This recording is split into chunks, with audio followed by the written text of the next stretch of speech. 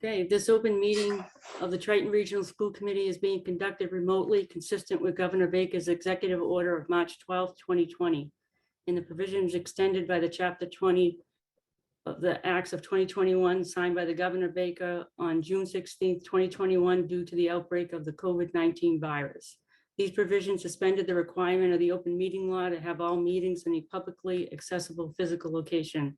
Further, all members of public bodies are allowed and encouraged to participate remotely. I hereby call to order this meeting of the Triton Regional School Committee on February 15th, 2022 at 7 p.m.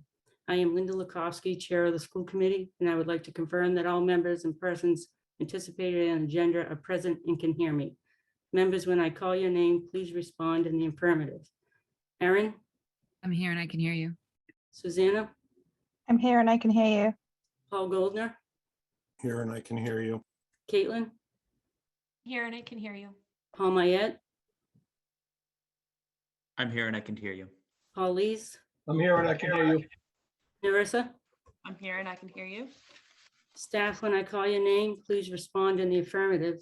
Superintendent Brian Forget? Here and I can hear you. School Business Administrator Kyle Warren? I'm here and I can hear you. Assistant Superintendent Anna Bates? I'm here and I can hear you. Administrator of Special Education Shannon Nolan. I'm here and I can hear you. For this meeting, the Triton School Committee is convening remotely via Zoom using the information posted on the district's website, identifying how the public may join. If you are personally attending by video conference using your device's camera, please be aware that others may be able to see you. Committee members and administrators, please remember to mute your phone or computer when you are not speaking. All supporting materials that have been provided to members of this body are available on the district's website with the agenda posting unless otherwise noted. The public is encouraged to follow along using the posted agenda. Each vote taken in this meeting will be conducted by a roll call vote. Please note that this meeting is being recorded and that anything that you broadcast may be captured by the recording. I'm going to read our vision statement. We are a community of learners known for our unwavering commitment to meeting the needs of all students through the adoption of best practices and other active partnerships with families and the wider community who are united in supporting development of engaged, successful, responsible, resilient learners. Students will be well prepared to be ethical, empathetic, and contributing citizens. The next item is the chairperson's remarks. First, I'd like to thank you for being here tonight. Choosing to have this meeting remotely was important to ensure that everybody had the greatest access to attend. I would like to thank those who respectfully submitted their input by email. We received around 70 emails and look forward to hearing additional public comments tonight. Emails were mixed both for and against universal masking. And it was clear that once again, very strong feelings were had on both sides. Whatever the outcome tonight, I ask you to remember that whether you leave this meeting disappointed or elated, the people who argued for the opposite decision live down the street from you, have kids in your students' classroom, and shop at the same stores as you do. We are all facing this pandemic. We are all not so different. We are all worried about the kids and just have different priorities and perspectives on this polarizing issue. I can't stress this enough. We will get through this. Please be kind and have empathy for those who do not share your same views. Everyone deserves respect. So I want to recap where we are right now. Before we begin public comment, I just want to say that the authority flows from the federal level to the state and then down to local districts. The district cannot overrule the state, nor can it overrule the federal government. In regards to masks, the federal government currently has a mandate requiring masks to be worn on all public transportation. This includes school buses. All students and staff are required to wear a mask on school buses. Until the federal government cancels that mandate, this is regardless of any state and local decision. The Mass Department of Elementary and Secondary Education has a state mask mandate for inside school buildings that will expire on February 28th. Regardless of what the school committee decides tonight, the district will continue to be bound by that mandate until it expires 12 days from now. There is a district face mask policy as well that we will be discussing tonight. When the state mandate expires on February 28th, this policy would be what's in effect locally if it is not amended or withdrawn tonight. You can find this policy on our online policy book under the title Face Coverings or the policy identification EBCFA. The next item on the agenda is public comment. Members of the public, the meeting host muted you as you entered the meeting. If you would like to address the committee, please indicate now that you would like to do so by raising your hand on your video call using the raise hand option on the participant screen.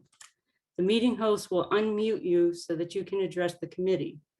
Please refer to the public comment policy language on the agenda when making your comments, and remember to speak clearly in a way that helps generate accurate minutes. When you are finished speaking, the meeting host will mute you again. The public comment policy language on the agenda reads, members of the public may address the committee for up to 3 minutes longer with the permission of the chairperson. The committee will not engage in a discussion on topics raised during public comment, but may choose to add the topic to a future agenda. This agenda segment will be limited to 15 minutes.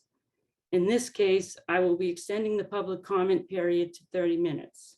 Narissa will be timing the 3 minutes per speaker, and she has an orange and red card to indicate 1 minute and then another card for 30 seconds that's left in the speaker's 3 minutes. Please be sure to state your name and address before beginning your comments.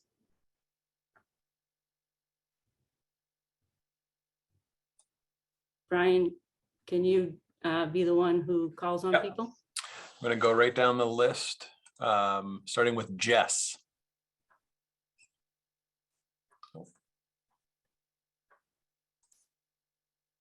So you should be able to unmute yourself, Jess. Just got it. There it is. My time now. Hey, Triton, I just want to start by saying thank you. I got an opportunity to speak last year, and I just really appreciate the chance to do that. Absolutely love Triton. I've always been a big fan. Love the teachers. I have a 6th grader who attends Newbury Elementary, and then I have an 8th grader at the middle school. I am so excited for the masks to be coming off. So I feel like folks that have wanted to receive a vaccine and or a booster have had that chance to do that. You guys have done such a great job with the vaccination clinics. I feel like my 8th grader is not consistently getting mask breaks in school. He gets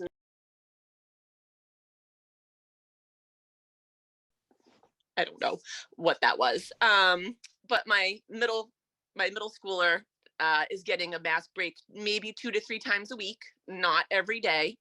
I feel like there's a huge negative social, emotional impact for kids not being able to see faces. So I would love for the masks to come off for that reason. And then also younger kids, I'm thinking preschoolers really need to have the masks come off so they can understand. I'm a speech therapist, so I'd love to see the masks come off so that kids could have a better sense of how to produce sound, how to communicate and make language. So that's just my thoughts, short and sweet. I really welcome the opportunity, and thank you guys so much for being able to speak.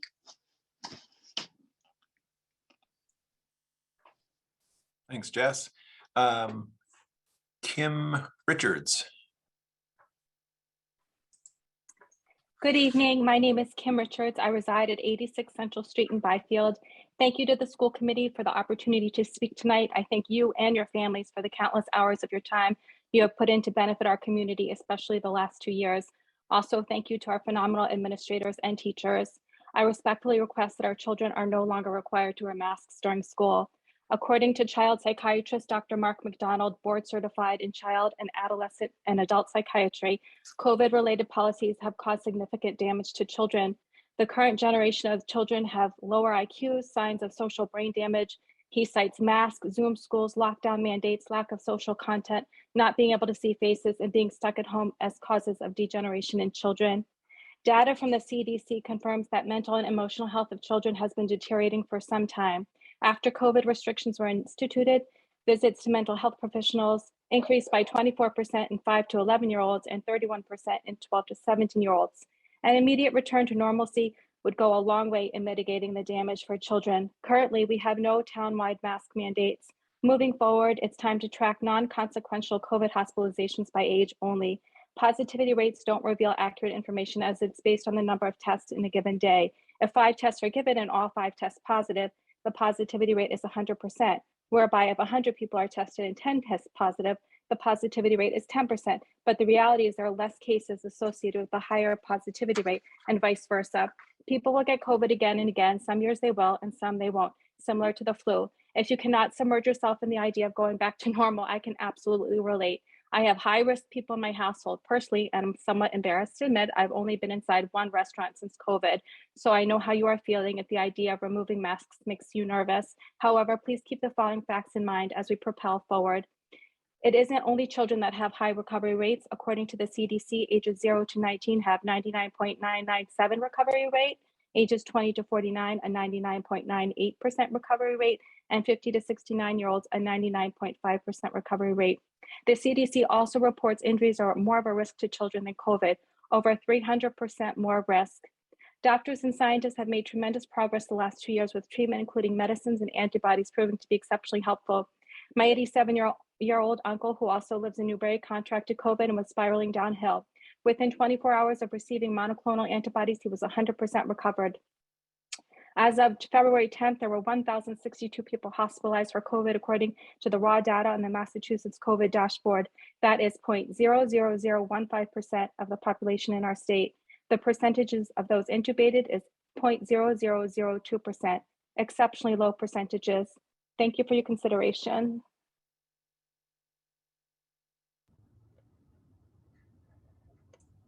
Thank you, Kim.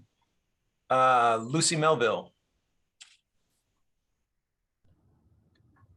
Hi, Brian. This is actually Justin Melville on my wife's phone. Thank you all for your time tonight.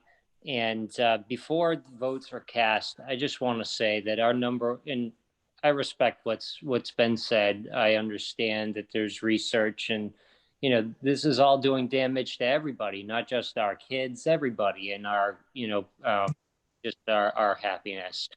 Our number one job and responsibility as parents, as educators, and as stewards of the educational system is to protect our children and to remember that our babies, our toddlers, are not eligible to be vaccinated yet, unfortunately. And my 3-year-old son suffers from severe asthma, and he's not eligible to be vaccinated. And regardless of what people say in terms of how it affects kids, my wife and I know, and our pediatrician knows, how our son responds every time he's sick. I've held him in my arms several times as he's turned blue, and I've treated him for asthma. And I've had asthma since I was 7 years old. I know how to treat the disease, and we've had to take him to the hospital, several times before COVID was even a thing. The issue really shouldn't be polarizing. And before it became about politics, I'm willing to bet there is absolutely nobody on this call who would have, if they were, God forbid, lying on an operating table awaiting surgery, would have insisted that surgeons remove their masks before proceeding. Masks work. It's simple. I know that there's a debate around how they're impacting our children now, but I do ask that at least until all kids are able to be vaccinated, that they can be worn, because even our son, who is not in school right now, we're petrified that as soon as masks come off at school, our son who is in school is going to be more susceptible to picking up the disease and bringing it home to our unvaccinated 3-year-old. So Thank you all for your time. I appreciate your opinions and hope that the vote will be to keep the masks on until everybody's able to be vaccinated. Thank you.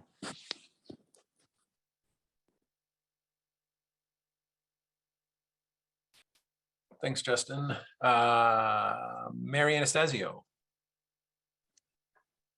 Hi, good evening, everyone. Mary Anastasio, 17 Longbrook Road in Byfield. I've spoken a few times in the past, and I always started off with thanking the school committee and Brian for their outstanding work, and I'll do so again. I do want to add this caveat for our school committee. Last year, you guys weren't aware of this. This year, you guys are fully aware of the challenges around COVID and how COVID is impacting our society and the polarizing nature of it. So this year is a little bit different. We've tested the waters together. And I think that certainly last year, one of the elements was the vaccination for our educators. And to echo and call out Justin's point, the percentage of vaccination of staff in our schools is a bit lower than what I would think that we would like to see. But with that being said, the children and the majority of the children, and not to mitigate any individuals, as Linda had called out earlier, that we are part of a community. And that community is one that is asking for the masks to be lifted for our children who have speech issues and social emotional issues to be able to see and articulate.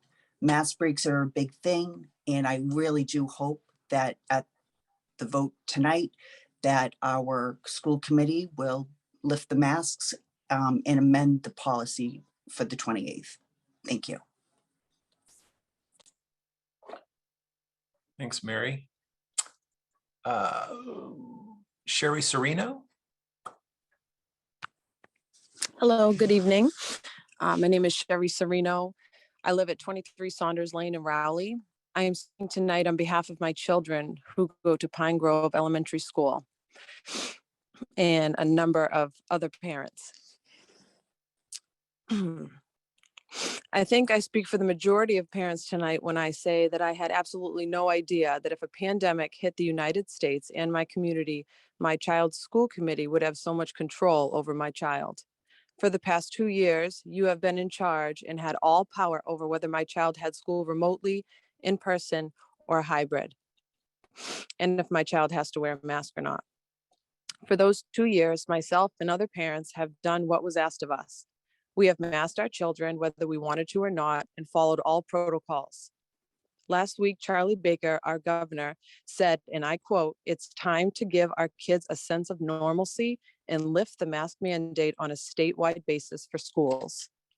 My family and I were so excited and relieved to hear this news until I realized there's still a chance the school committee could override what the governor of Massachusetts himself has said.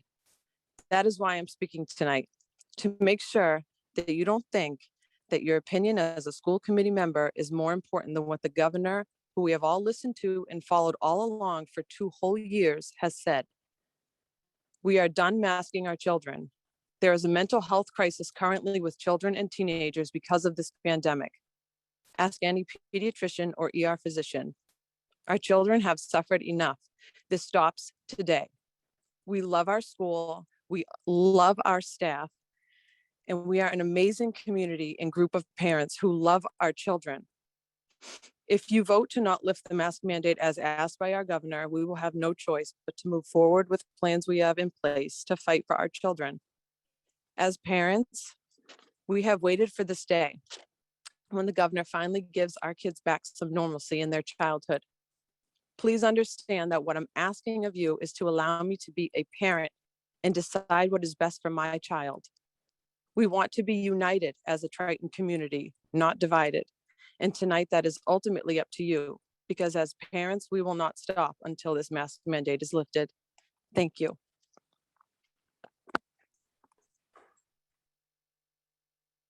Thanks, Sherry. Stephanie Vaccaro. Thank you for the opportunity to speak. I'm here representing several community members. Oh, I'm sorry. I live at 5 Walnut Drive in Raleigh. Sorry, Stephanie Vaccaro.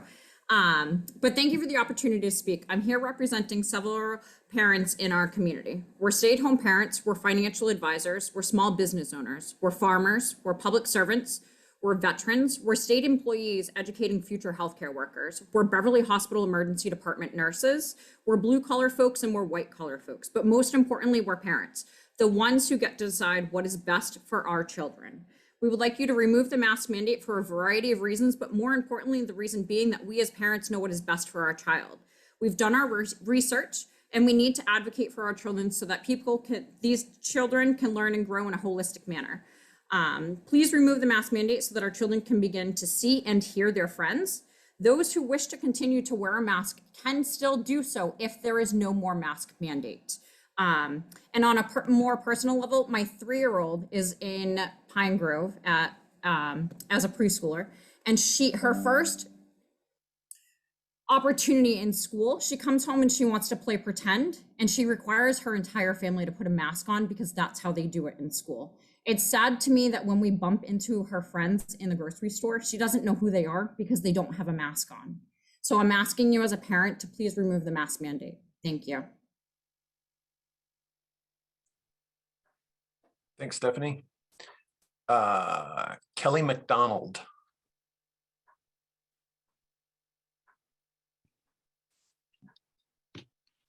Hi, everyone. Thanks for giving us a minute here. Mine will not take that long, but I'm Scott McDonald. My wife, Kelly, is here, and we have a second grader and a kindergartner in the Pine Grove School. I just wanted to let the board know that this has gone on definitely long enough. You guys have really not had a choice in this up until now, but now that the governor has given you the green light to lift the mask mandate, I think that if you don't, then the responsibility for our kids' mental health then falls on you. So I would just encourage you to follow his advice and end the mask mandate on the 28th. Thank you.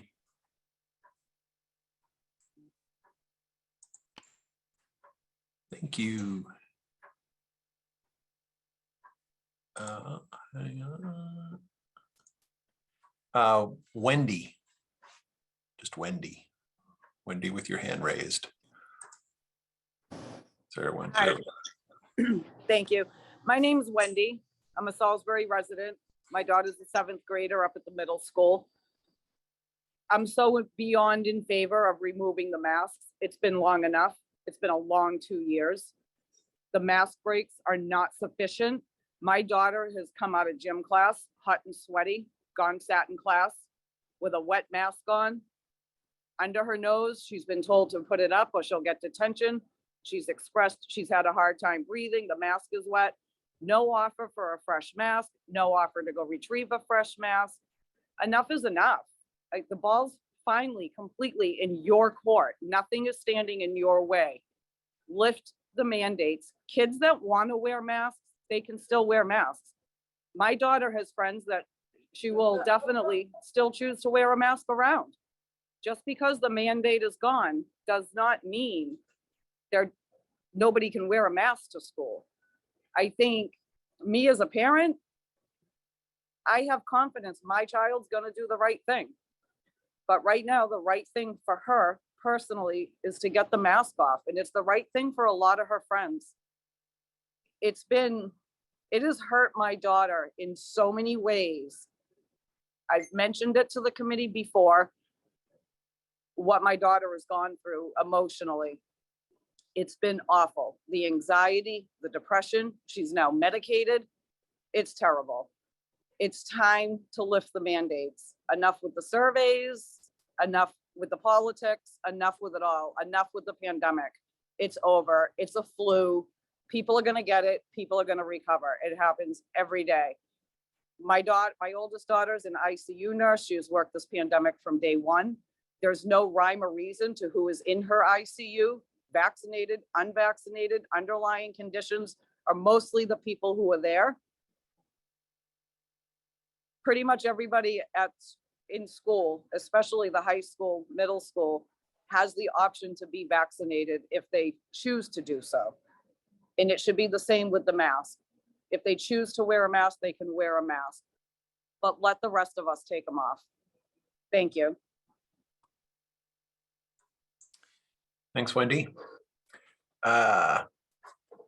Patricia Borzik. Yeah, Patricia Borzik. Hi. Hi. Here you are. Another one here too.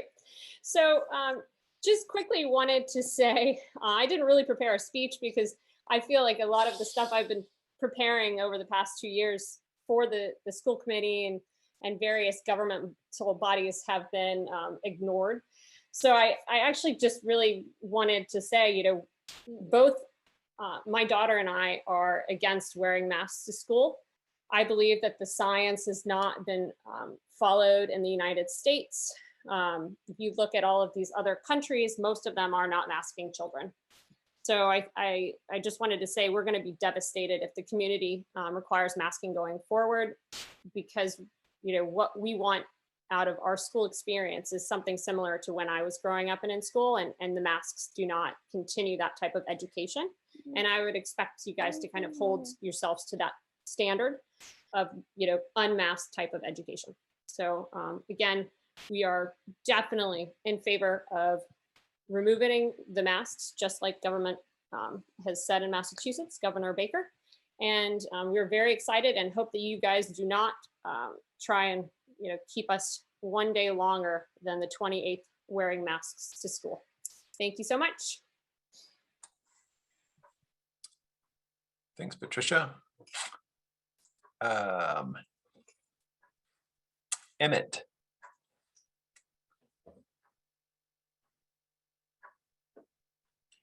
Is there an Emmett in the house?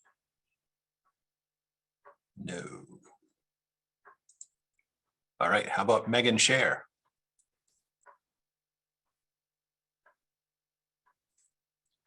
Oh, you just need to unmute yourself. Okay, yeah, There I you got go. it. There you Okay. go. Okay, cool. Thank you. My name's Alex Scher. I live at 21 Withington Street here in Newbury, Mass. My wife Megan here is with me tonight too. I just want to say that I'm in favor of lifting the mask mandate. I've heard one person come on here tonight and say that they want to keep the masks on. While masks work inside an operating room when it's plastered to your face with duct tape, it's not working in the schools. The kids have it down here, they have it all over the place. At this point, it's just like, it's part of their clothing and what they're wearing. It's not doing anything. Everybody's already had COVID. The kids have all had COVID. The parents have had COVID.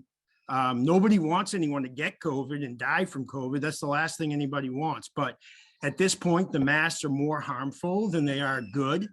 So it's time that they come off. That's all I want to say. Thank you. Thanks, Alex. Katie Nichols. Are you here? Hi there, this is Katie Nichols. Hi, Katie. Can you hear me? Yep. Okay, I'm sorry, I don't know how to use Zoom, so I'm sorry if you can't see my face. I don't know how to turn the video on. It's okay, we can hear you. Oh, there we go. Hi. So I'm Katie Nichols. I live at 209 Weathersfield Street in Rowley. I thought that I would come on and read you the email that I sent to the school committee today. So here we go. Dear Triton School Committee, I am a mom of a first grader at Pine Grove School and potentially preschool next fall for my youngest. I might cry, I'm sorry. It's been a long pandemic. I am urging you to please consider the removal of the mask mandate and to allow for parent choice. I have remained pretty quiet this far as I was truly worried for the schools, the teachers, their families, etc. I absolutely believe this pandemic is real. I am a nurse and I have worked on an adult COVID unit for the past 2+ years. I've seen it all. I'm at work right now. Now that children 5 and up have had their vaccines, they've been out for many months, and so many people have gotten COVID regardless of masking. I think it's time to do away with masking. We also now have the option to do the rapid testing at home, which I think is wonderful. Spring is coming and the windows in the classrooms will be allowed to be open and circulate fresh air. A surgical mask is not effective unless it's a properly fitted N95, as the particles are too small and they pass through. It seems a power trip at this point to continue to insist upon a child wearing a mask every day while trying to learn. Personally, we have had COVID, which I contracted at work with wearing a surgical mask, and we had the flu. The flu is by far much worse. The lack of germ exposure is also detrimental to our children in allowing themselves to build and keep up a strong immune system. It breaks my heart to think that children and teens have missed out on so much these past few years. The mental, emotional toll on our children is detrimental. I currently work in pediatrics, and the sheer volume of mental health problems in teens is terrifying. No child should be attempting suicide, and the numbers are growing at an alarming rate. Please allow our children to have a normal childhood from here on out. It turns my stomach to think of my almost 3-year-old starting her preschool education in a masked environment. Thank you very much for your time and consideration. Katie Nichols, BSN, RN, and mom of 2. Thank you. Thanks, Katie. All right, so EMILT, Emil T.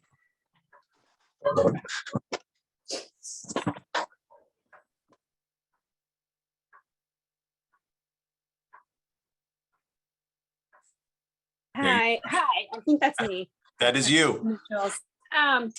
I wanted to just say a couple of things that we haven't had any issues with the masks.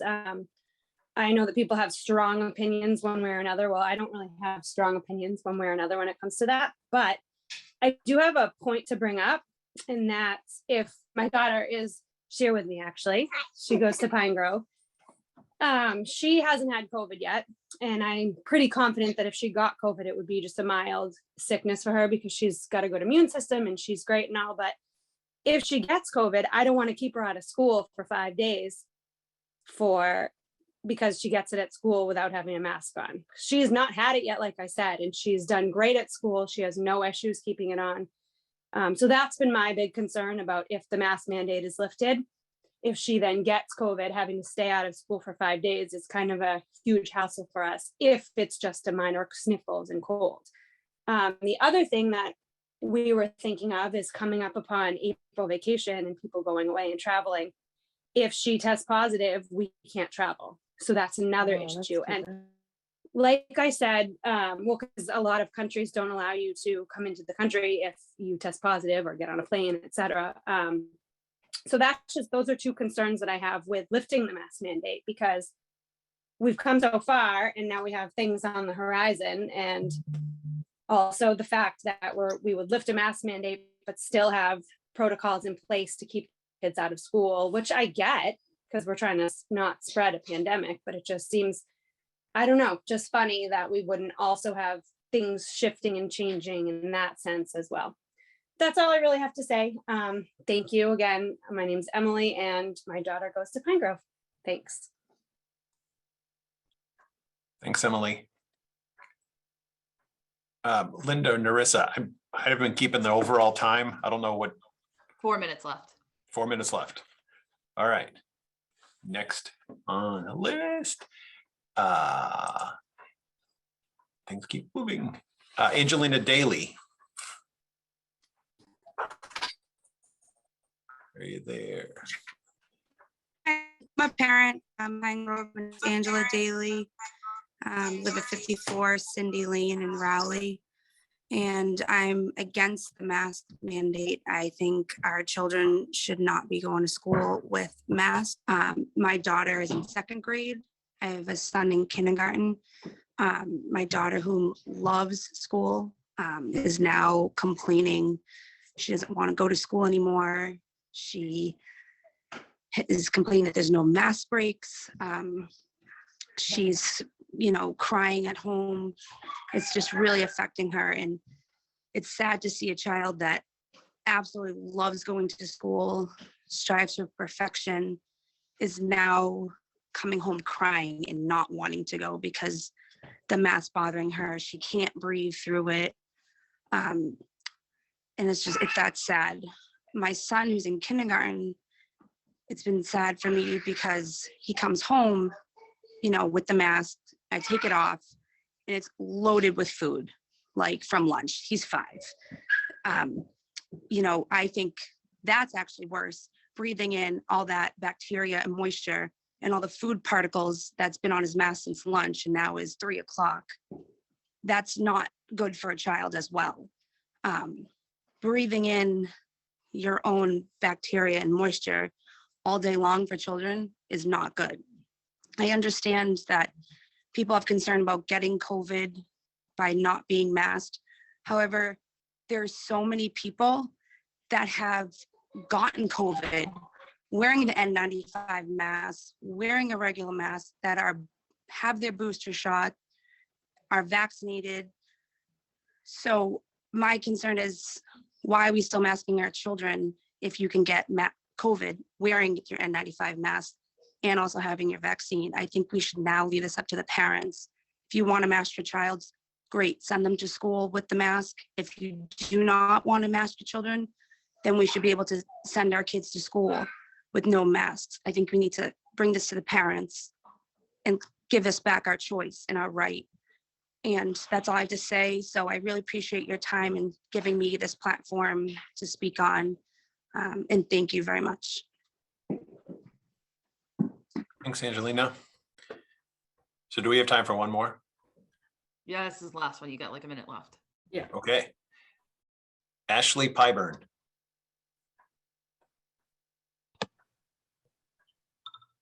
Hi, Ashley Pyburn of Raleigh. I will be super quick.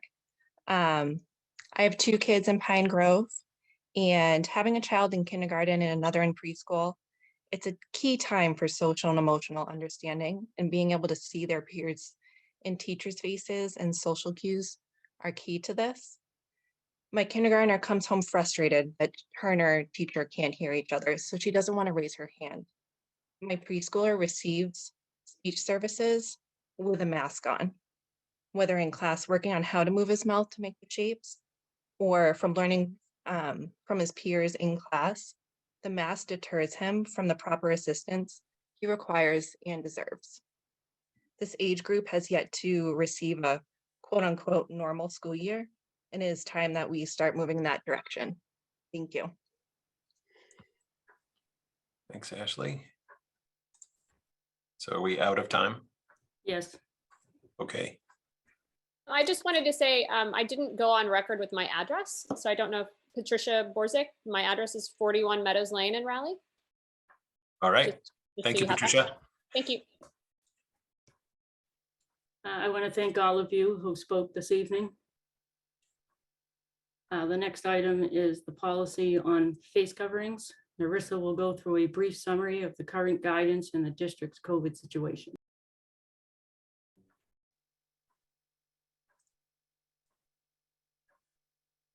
Right.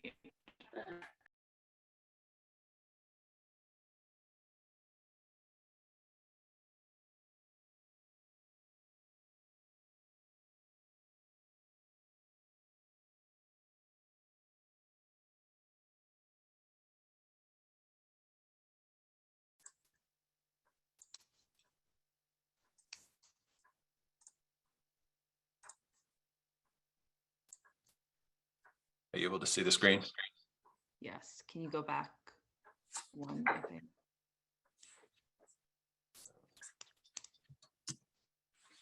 A few more. There we go. Okay. So I'm going to take you through real quick. When we've done these before, the slides probably look very familiar because these are just a quick update.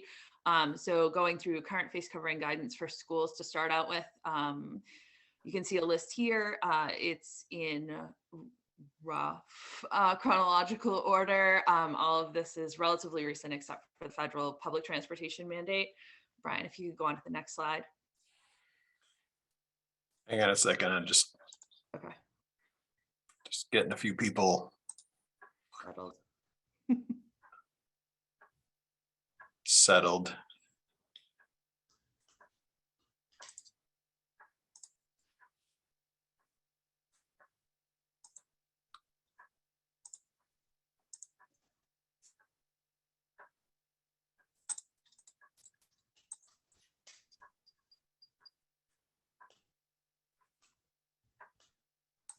All right. Thank you. So this is the one, Linda mentioned this during public comment. This is the one that's staying in place. So just as a reminder, the district doesn't have the ability to overwrite essentially any of the authorities that are above us.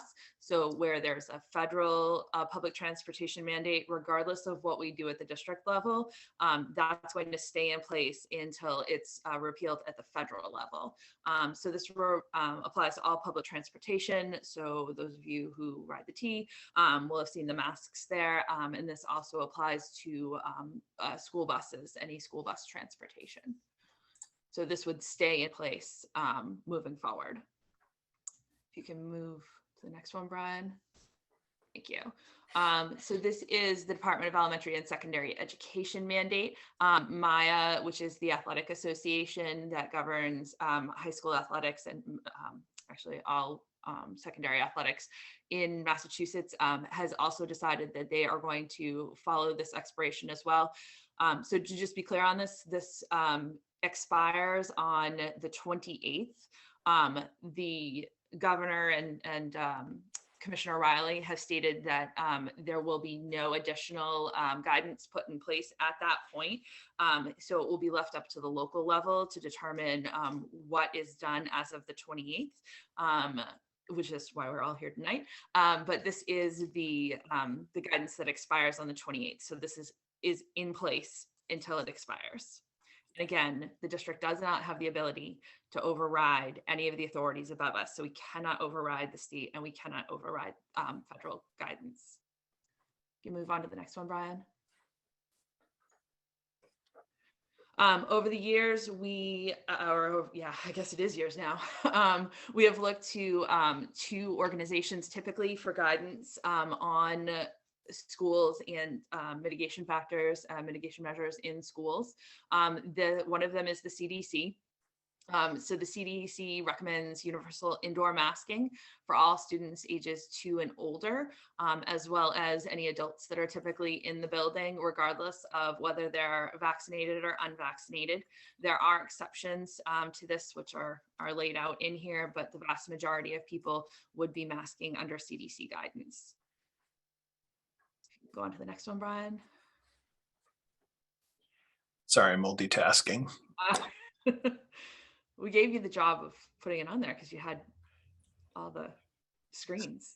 Some of these, I don't know if you can see some of the folks who are popping in and out of this meeting. Yes. Trying to get them out as quickly as they're popping in. The second group that we work, that we've taken guidance from previously is American Academy of Pediatrics. This is one that DESE has relied on, Department of Elementary and Secondary Education for Massachusetts, also known as DESE, has relied on heavily in the past. They are recommending that all students older than 2 years and all school staff should wear face masks at school unless there is a particular medical or developmental reason that should not be done. So that's basically the mandates that are in place right now, kind of where we sit, as well as the guidance that the committee has usually used in the past in making decisions. The next thing we're going to talk about is kind of the state of the district right now. So Brian, if you could, when you get a chance, move on to the next slide. So many of you are probably familiar with the Triton dashboard. We've been trying to make continued improvements in this as time has gone on. So if you haven't looked at it recently, it may have changed. One of the things that I've actually swapped the locations of these on the slide versus where they appear in the dashboard, but we've added just a quick look so that you can see cases so far today, yesterday, last 7 days, last 30 days, and the back to the beginning of the current school year. So you can see those numbers down the left-hand side. And then it also shows cases by day for the last 14 days, and it actually breaks them out by school so you can see how many cases there were. in each school in the last 14 days.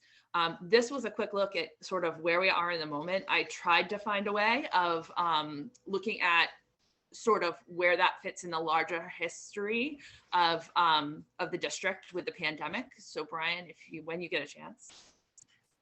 Yes, thank you. So in trying to get that picture, it was not an easy one because obviously we're looking at roughly 2 years worth of data here, and the data varies widely. So what I did is I took and looked at each week of the school year for the last 2 years. So the blue line is last year. You can see that go through the entire school year. And then the red line is the number of cases that we've had per week so far for the 2021-2022 school year. So that's current through last week. So that little kind of dip up there is last week's numbers. Because it's calendar week that I opted to do, the next week wouldn't be available until Sunday. So if you don't mind going on, Brian. Vaccination rates is something that the committee has monitored on an ongoing basis. I will say this is reported vaccination rates. So all of the proofs of vaccine that the district has received are incorporated in these numbers. In the past, the state was granting waivers for any school building that was above 80%. So you can see this is combinations of student, staff, and any people who are frequently in a building for their vaccination status. So this is quite low compared. I struggled with trying to find a way to kind of show you the big picture of what this looks like. There's no way to compare this against either area districts or districts across the state because not all of this information is published per district and they don't all put it in the same way. So some of them only show you, student numbers and staff numbers separately. There's no way to kind of get to this look in the data that some of them even have published. One of the things that I could do was go back to the town data because the state actually publishes that out. So to just kind of put this in context, Newbury's numbers, so Newbury residents in the school age categories that are vaccinated, fully vaccinated, that typically tends to be within the right around the upper third of the state where that break is. Rowley's residents for these age groups tend to be a little bit below halfway as far as looking at all the municipalities in the state for those age groups. Salisbury's are quite low. They're typically in the bottom third of those. Some of them are down in the lowest 10% of municipalities in the state as far as the age groups that fall into those schools, so into our schools. So I mean, I guess it's just data at this point, right? So but this is the vaccination rates. I know we heard a lot about this in emails. We heard about this in public comment. So I think this was something that was important to include here. And that's it. That's my quick synopsis.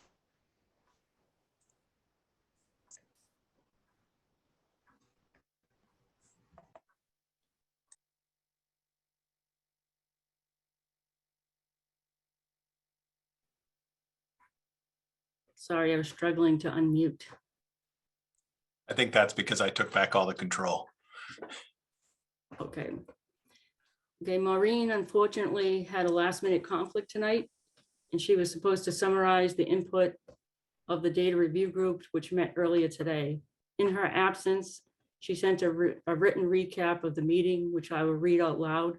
Brian and Narissa also were in the meeting, so they will be able to clarify if there are any questions. To my fellow school committee members, I apologize for not being here this evening for this important discussion. I unfortunately had a family commitment that I was unable to change.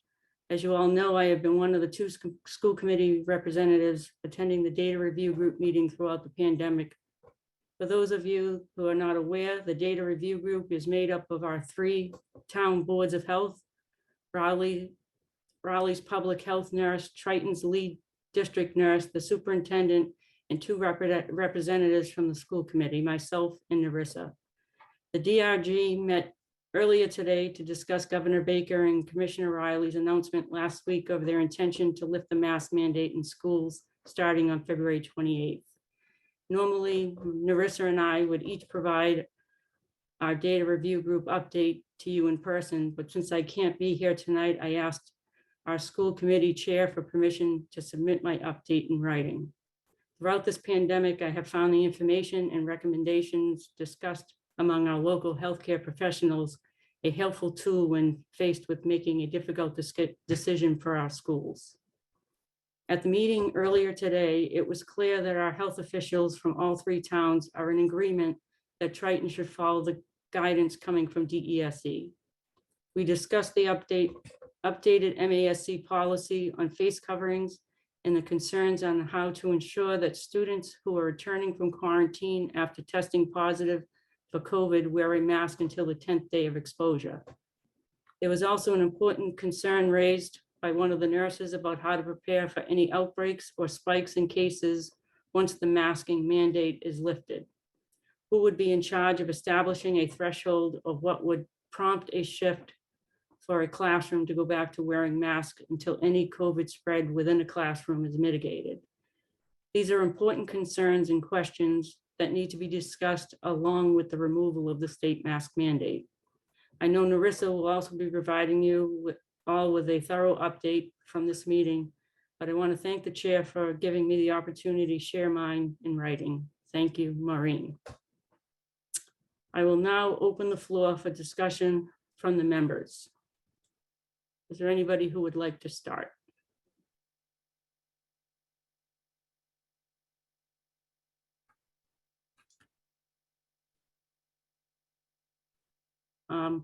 Narissa. Nobody ever wants to go first, so I might as well. I'm going to start out, I guess, with some questions. One of the ones that we talked about this in the data review group, but it's something that that I in particular think is important. I wanted to bring here as well.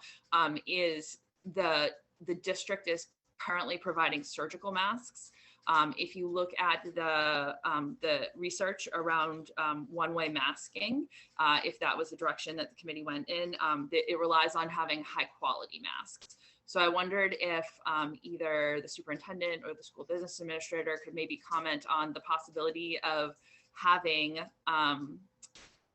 like both a child size and an adult size higher quality mask that could be distributed to families that wanted to continue to mask if the policy is repealed.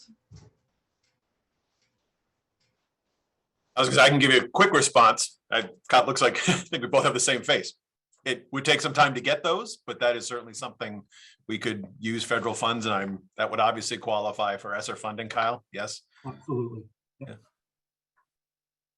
So that would be a turnaround time, and we'd have to figure out a process to get them to folks who would want them.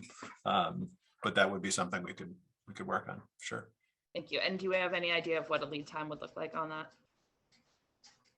I don't currently have that available. Okay. All right. If that's something that we could find out as time goes on, that would be terrific. Absolutely. I also wanted to kind of touch on what the data review group said. So I would say Maureen kind of undersold it a little. They were very strongly in favor of repealing the mask policy at the district level for now. There are definitely some concerns there. I know Maureen talked about them. So the big one I think that she mentioned was that for someone that tests positive for days 1 through 5, they're out of school. For days 6 through 10, they come back and it's mandatory masking. That's very easy right now because everyone is masked. Because of HIPAA, it makes it very difficult to make sure that when masking is optional,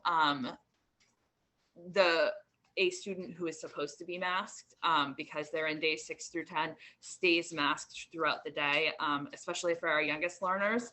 I think that's a lot to ask to make sure that when their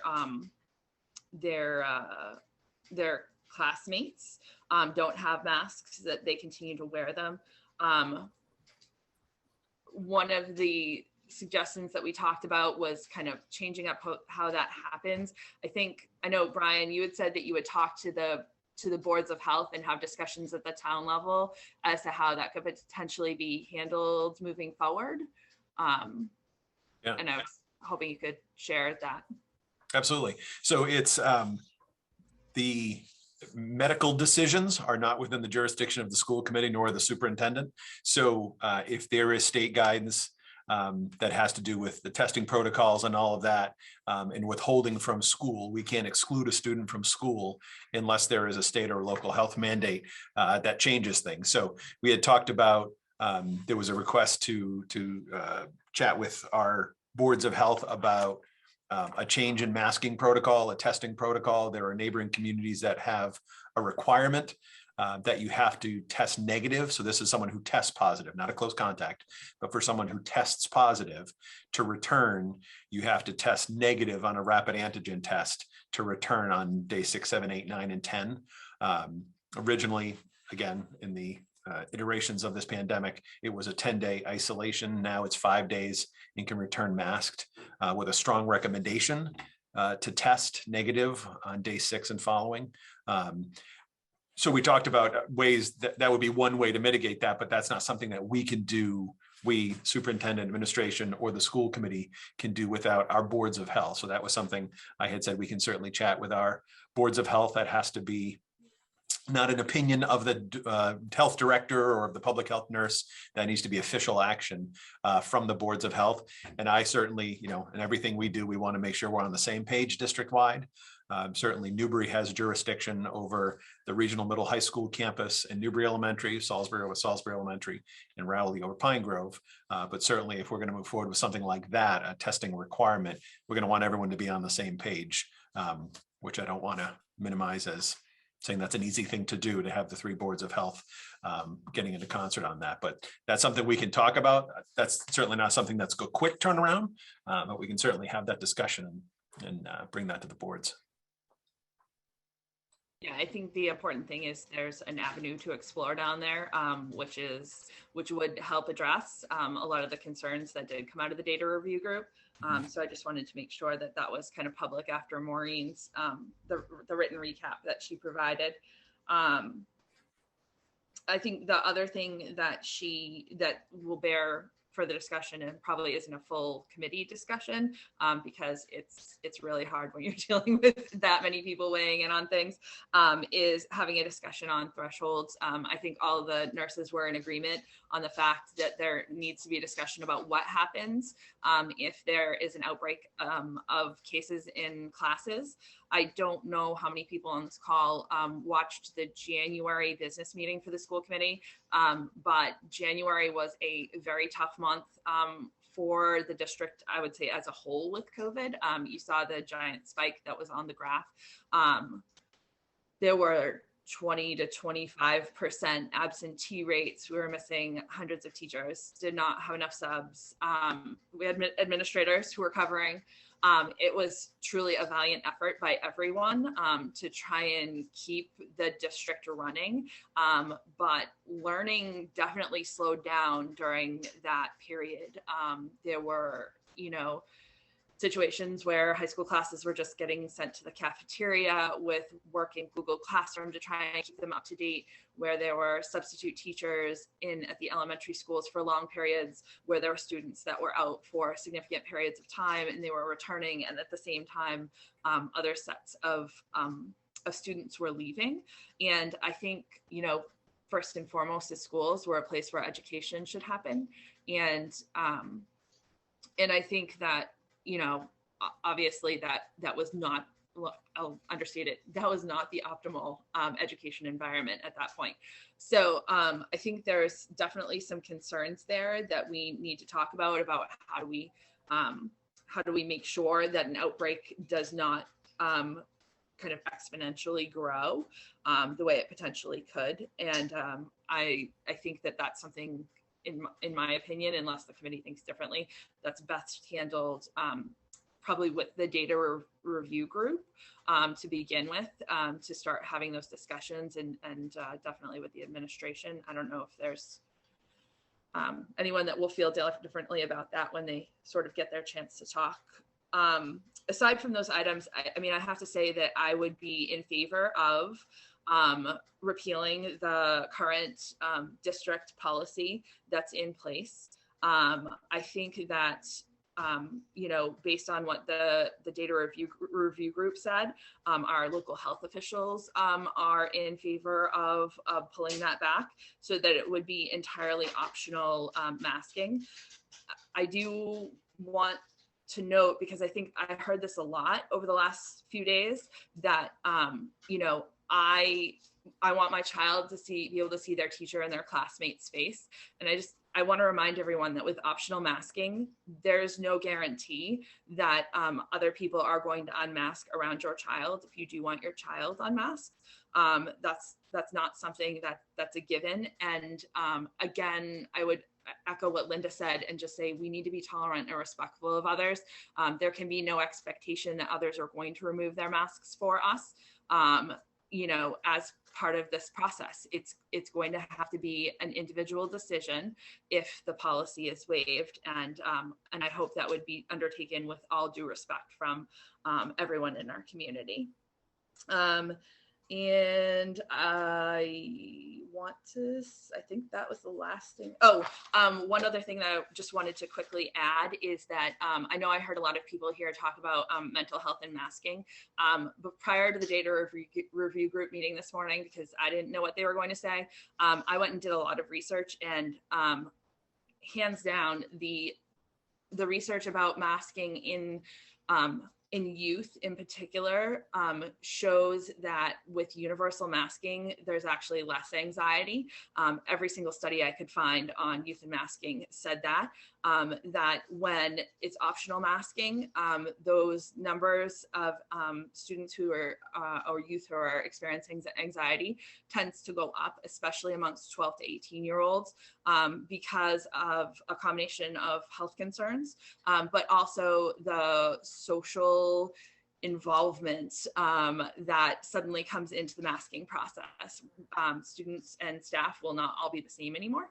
And it'll be a situation where, you know, my friend's masking, but I'm not. I'm masking, but my friend is not. You know, my teacher's masking, but I'm not. I think there's a lot of social questions around that, which like I said, I found 3 solid studies.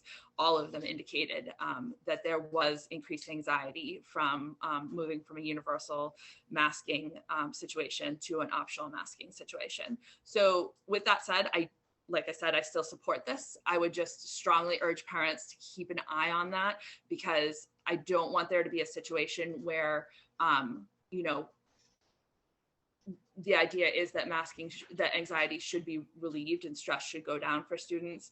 And we kind of miss the warning signs. You know, if there are any, you know, concerns, we have mental health staff in the schools. And I would hope that, you know, if families and guardians can reach out sooner than later, you know, they stand a much better chance of being able to help those students.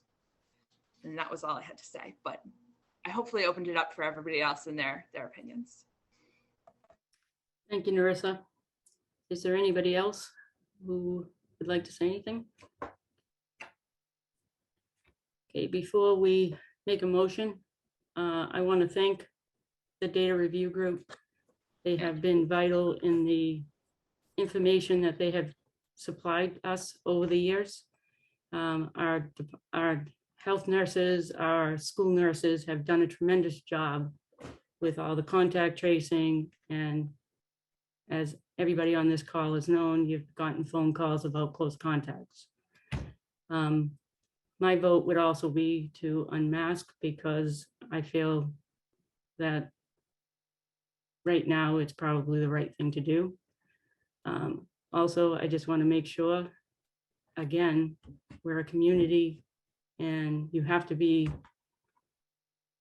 caring for other people who feel that their comfort level, they want to still remain masked.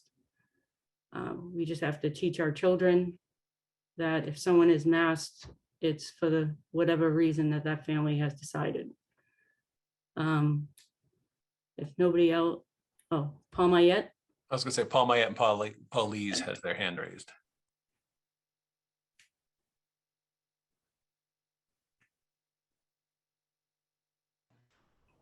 Paul Mayette, you wanna? I'm okay. Okay. Just wondering. Yeah. Took a second there. I actually just wanted to start with a question. Narissa, sorry to put you back on the spot, but just since you were at that meeting, was there any particular reason given, you said that Maureen maybe even undersold it, was just the way you put it, A, for their confidence in that, and B, given that that is different than the CDC guidance, different from the APA guidance that you presented earlier, was there a reason why they felt that we're in a position to counter that? Yeah, so I think the biggest reason that they gave, or I should say two, the one was state guidance. So they said, Mass DPH, DESE are changing their guidance. It's based on the current information for the state of Massachusetts. And they believed that we should follow Mass Department of Public Health and DESE. Up to the point that obviously it makes sense, but they believed it did make sense because our cases were down significantly in the towns, and they were continuing to see that drop going on.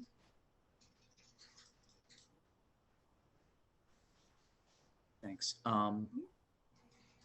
Oh, sorry. And as to CDC and AAP, that presentation is something that I've done through the years and just continue to re-up since the beginning of the pandemic. So that wasn't something that we actively discussed today. So I don't really have a response for you on that because, again, they didn't direct comment on it. Right. No, it's I do wish they were here to answer that, but yeah. I'm going to think about that for a minute before I make any further comments. Elise?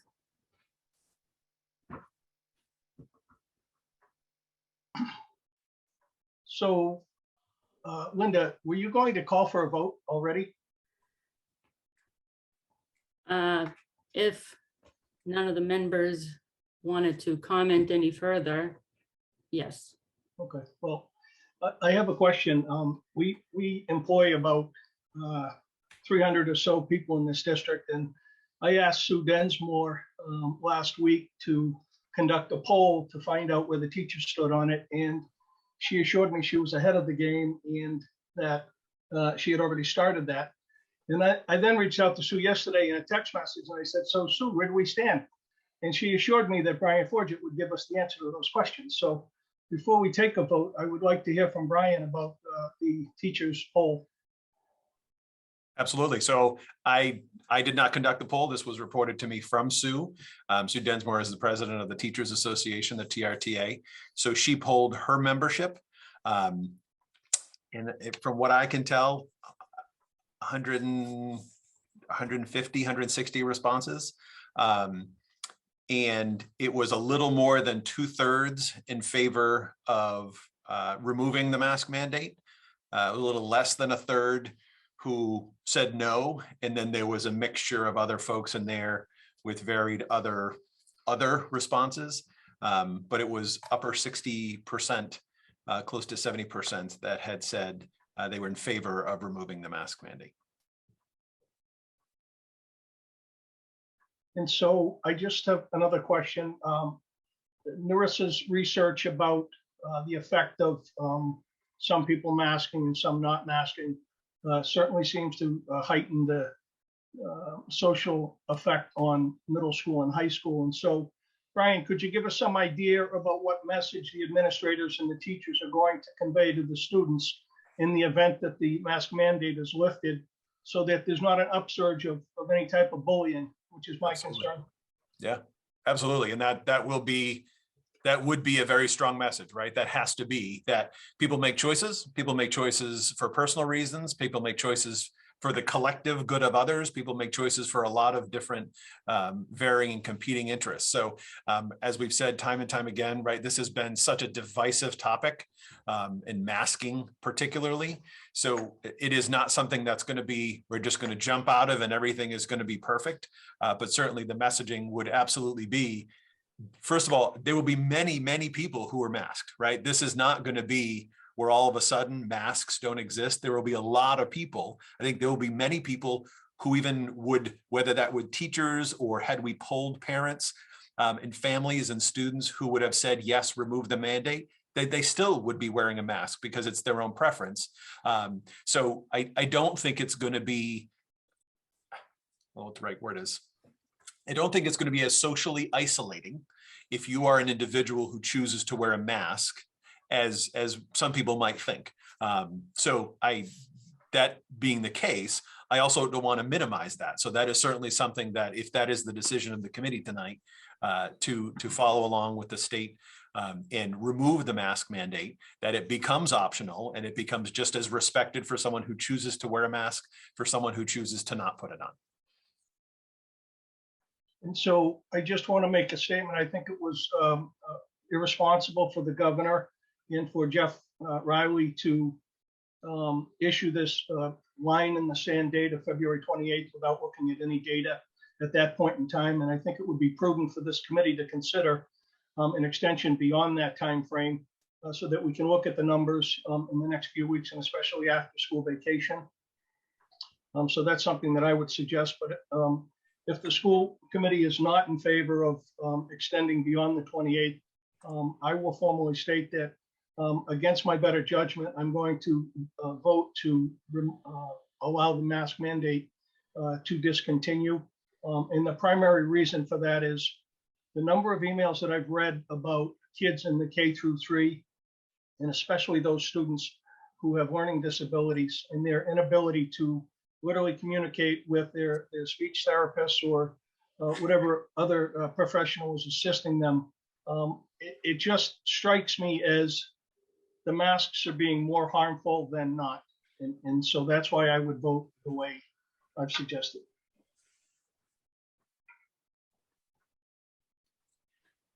And can I just note there, so those people who are viewing, there are still some people raising their hands who are not committee members, just to confirm that public comment is over. This is now the committee discussing, so I cannot call on you. Is there any other committee member that would call my it?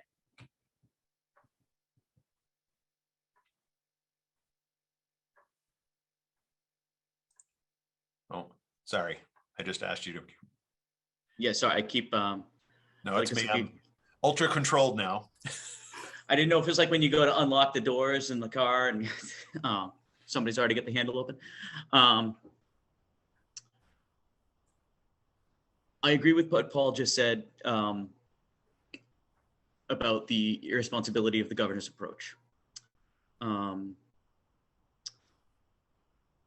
It defies his own logic. He, as far as that goes, he told us that the most dangerous place was outside of school after, the Christmas vacation, and choosing the 28th just seems to go completely against that, his own statement. However, I don't think we have a couple of weeks. He's poisoned the well for this conversation, because by creating that date, he has created an expectation. He is, in my opinion, directly responsible for the division that we're seeing right now. And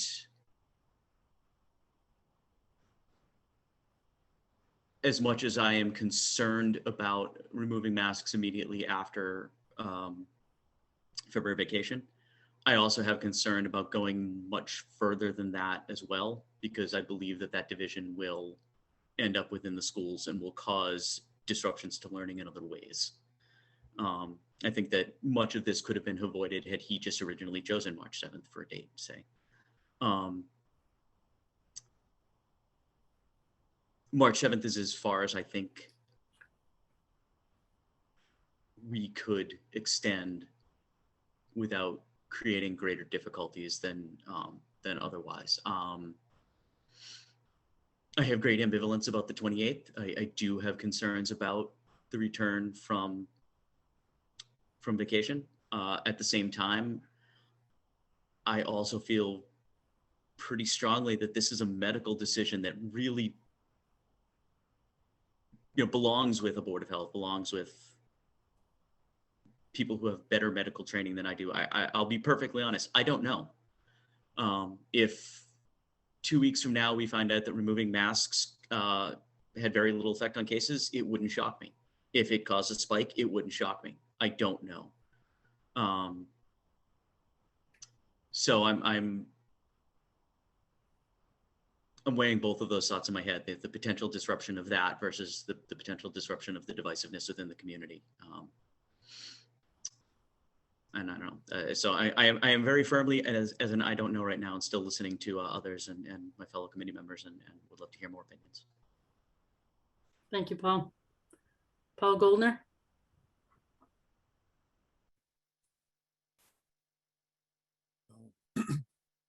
I came tonight wanting to listen to what other people had to say, because I came tonight feeling pretty strongly. I wanted to listen to what other people had to say, because this is a decision point that I think is important for the committee to be at least mostly unified in our stance. And then hearing the Board of Health, where the boards of health for our 3 towns are, that's good to hear, given what other people are saying, that our boards of health agree with the governor for our towns. I do think that identifying the masks as the mental health issue is, trying to put something really large that's impacting people in a whole variety of ways on something tangible. And I don't really think we're going to see any major mental health gains from lifting a mask mandate. The mental health deterioration during the pandemic seems to be concentrated, most heavily felt in families with someone with a chronic medical condition. The rates of increase are about 3 times higher in those families, and those rates skyrocket at the beginning of the spikes, sometimes before mitigation measures have been put in place.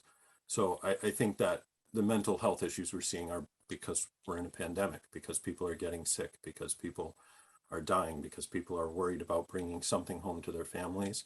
And whether that's children or adults, everybody feels that, particularly the middle school and high school kids who are socially connected outside of our towns, all over the place, are going to be more concerned about their behavior in a lot of different ways than they then existed 20 years ago before social media. So, I agree we need to be on the lookout here for mental health issues, because there's going to be the inclination to let our guard down. And I'm glad that the bullying was brought up, because, within hours of the governor's announcement, I heard comments from students, that they were worried about bullying. And so I think there needs to be a strong stand there from the administration. I'm glad to hear Brian already speaking to that. So those are my comments, I guess. Susanna?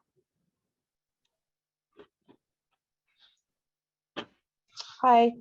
Yeah, so I'm very similar to Paul around hearing other committee members speak this evening, and what their thoughts were. I think, again, collectively, since I've come to the school committee, in May, almost coming up to a year, this has been a subject that's been brought up, and again we have aligned ourselves with the state and the guidance. And so I think it would be very much a deviation if we didn't do that. I am concerned with the 6-day return to school with or without a mask on that. I think it will present some stigmatism if it's not handled correctly. We will, as Narissa mentioned, I mean, HIPAA is a little bit of a difficult subject, but it will be, a visually a symbol that somebody has had COVID, whoever wants to, hide it, not hide it. And so I think we have to really, as the governor did and Commissioner Riley did speak in, in their statement that says, they wanted to create a supportive environment that backs the decision of individual students to wear or not wear a mask. And so I think the combination of those things needs to really be worked on and addressed immediately if we find, issues around that. I am a little confused, I will say, around what that 6-day rule looks like. So, I think, is this something that we're going to be coming back to and discussing in business meetings further on, or is it something that I guess I'll ask Brian and Narissa for clarification again on that one. But I am, as I said from the beginning, in favor definitely of following and aligning ourselves with the state at this time. We are in, there's sort of places in public health, where you get to a point where if we do, and again, going back to the statement that they made, was that if not knowing what the trajectory of this virus could do, if they do impose a mandate again, then we could be in a situation where compliance and adherence is just not effective anymore because we didn't listen and we didn't hear and we didn't accept what was going on and aligning ourselves with the state. So I am very supportive of removing it and being that stance to be aligning ourselves with the Department of Public Health, etc. So again, I'm flipping around a little bit, but I just want to be sure that I understand again what the 6-day, if a student or teacher or staff member test positive, and then on that 6th day, if they return, what that would look like for them.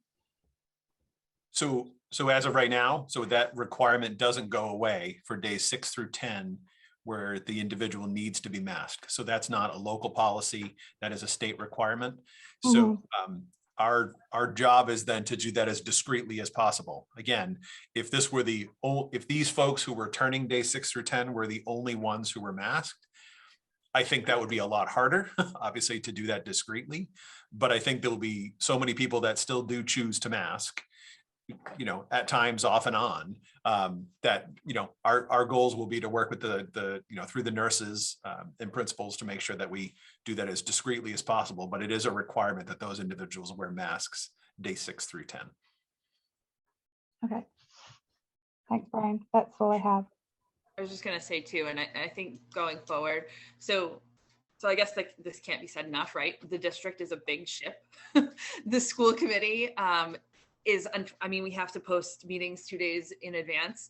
And, a lot of us are working full time. Brian's, I think, losing his mind probably lost his mind a while ago. But this was, a lot of this discussion was new today. So it was, when do we take it from 11 o'clock this morning to when we meet at 7 o'clock tonight? And what can you do? So I think we have an avenue to explore for doing something similar to test to return. We don't know if that's going to work out or not. So it's going to be, finding the best solution possible, which it's going to take some time to work through that, I think. And that's not something that we can do in a meeting here right now. I don't think it's going to be one of those things where it's like, we have to go out, we have to do some homework, and then we're going to have to come back and report as to what that kind of looks like down the road. It's just, again, big ship, can't move quickly. We're working with a lot of town departments that also don't work quickly in this type of a situation. So this is going to have to be assuming it gets repealed again, it's going to have to be we've taken notice. This is something that we need to work toward finding a solution and addressing concerns to the best point that we can. But I don't think it's going to be resolved tonight. It's more of it's noted tonight and we need to continue to work forward and then come back. And I wish I had a better answer than that, but. Because I think that's some work that we have to do with our local boards of health, our nurses, and then whether that comes up through the policy subcommittee or the full committee. But as Marissa said, that's not a quick turnaround. Okay. Caitlin?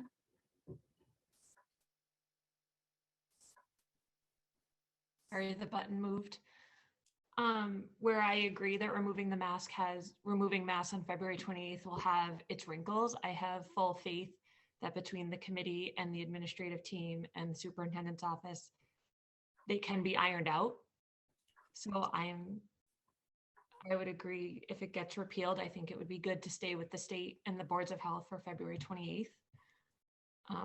And then come back to it and work out those issues that cannot be handled right now in this meeting. So that's just, I came in here not really knowing where I was going with this, but after hearing the boards of health agree with the state and that we have avenues to go down and things that we know we need to work on, I feel comfortable that removing masks on the 28th would be good.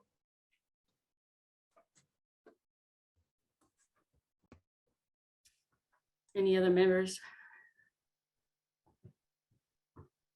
Erin?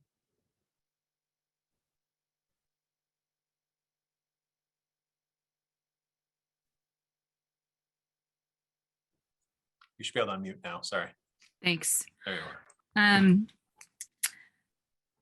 I'm going to be the only one here, apparently, that's going to be speaking for those that are afraid to speak out publicly and share for fear of retaliation, and the families that are battling to keep COVID out of their homes by having the community help support that with the masks in the school.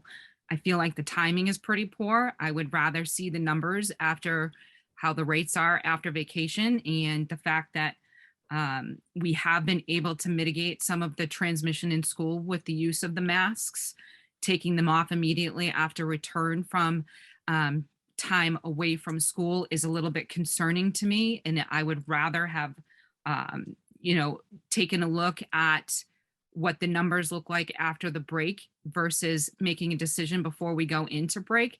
We saw what happened during Thanksgiving, between Thanksgiving, Christmas, and New Year's holidays. The numbers skyrocketed in our district.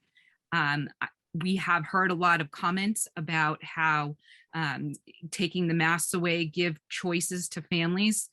The families that need to make sure that they don't have a loved one come home carrying the virus have less of a choice when others are not following the same protocols. I'm really surprised that we deviate so much from the CDC recommendations, and it was pretty comical that the advice from the governor came out hours after the CDC reaffirmed the fact that they felt that masks should be worn in enclosed spaces, especially when they mentioned that they should be worn in schools. So I am a little bit surprised that I'm standing alone in appearance right now as to what direction I feel we should be going.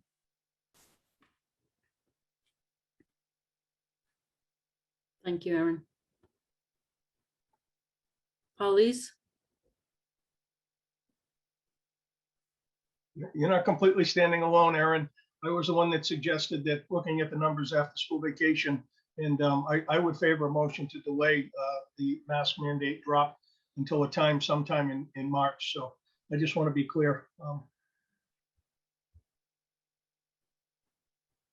Is there any other members that would like to comment?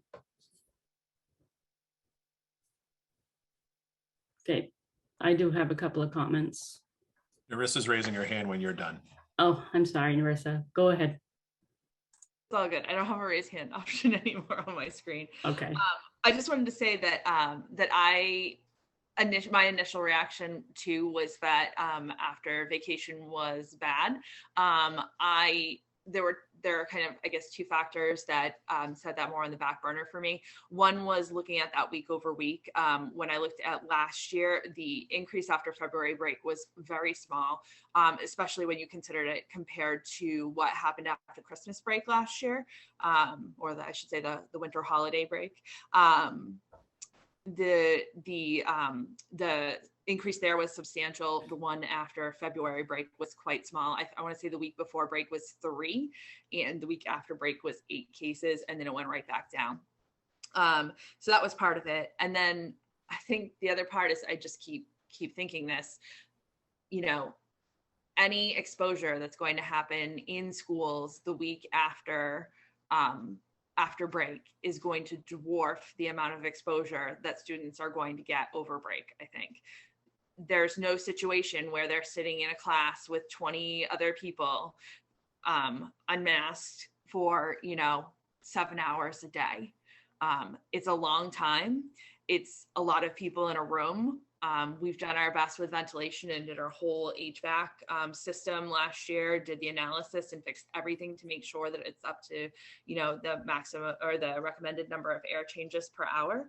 But I think that week, again, that week after break is going to dwarf anything that could happen during break. So those were the things that made me kind of set aside that concern.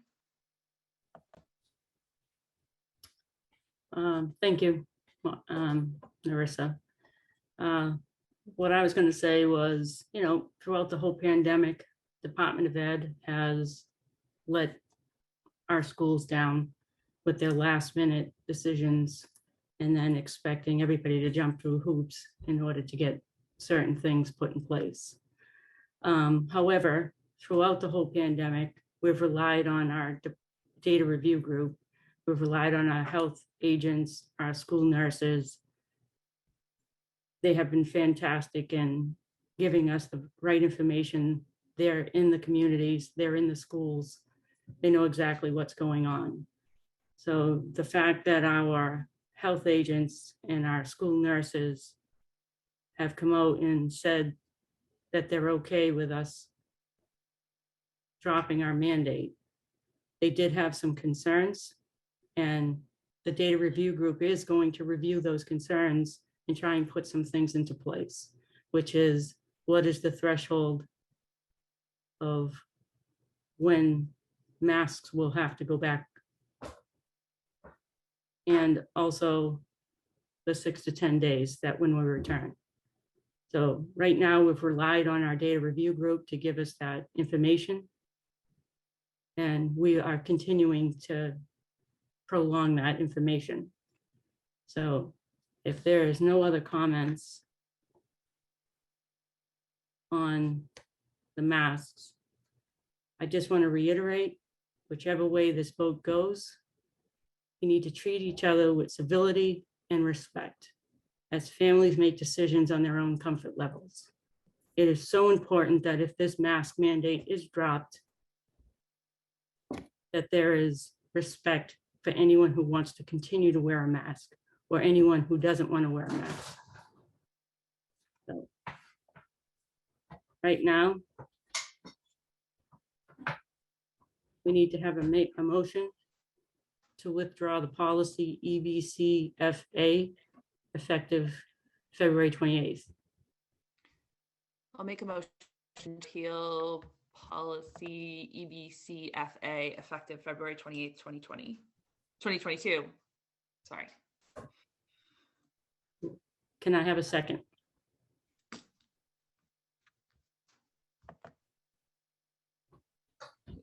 People are Sorry. great. Someone has to tell me to unmute them now. Whoever wants to second, wave your hand, because I put tight controls back on the meeting. Susanna, hang on.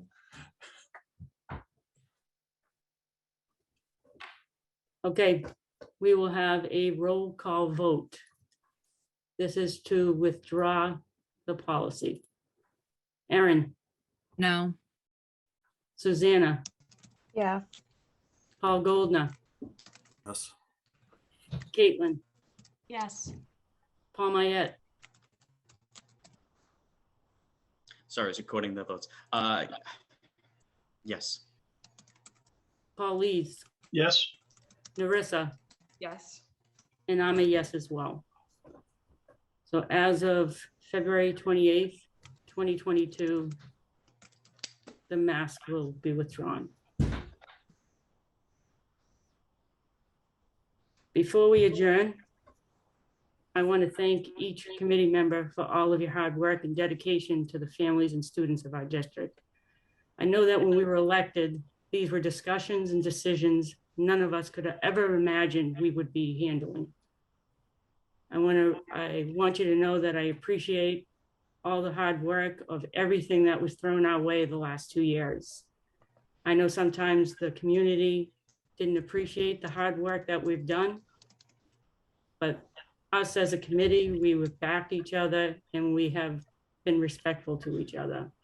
I just hope our community is respectful now and that we can get back to being a community because we are all Triton.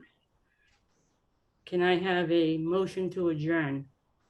I'll make a motion to adjourn. Can I have a second?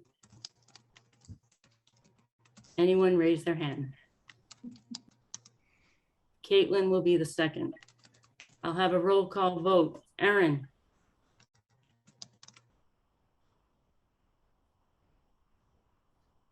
Yes. Susanna, Yes. Paul Goldner, Yes. Caitlin, Yes. Paul Mayette, Yes. Paulise, Yes. Narissa, Yes. and I'm a yes as well. Tomorrow night, we have the public comments for the budget. Starts at 7:30. Thank you. Have a nice evening.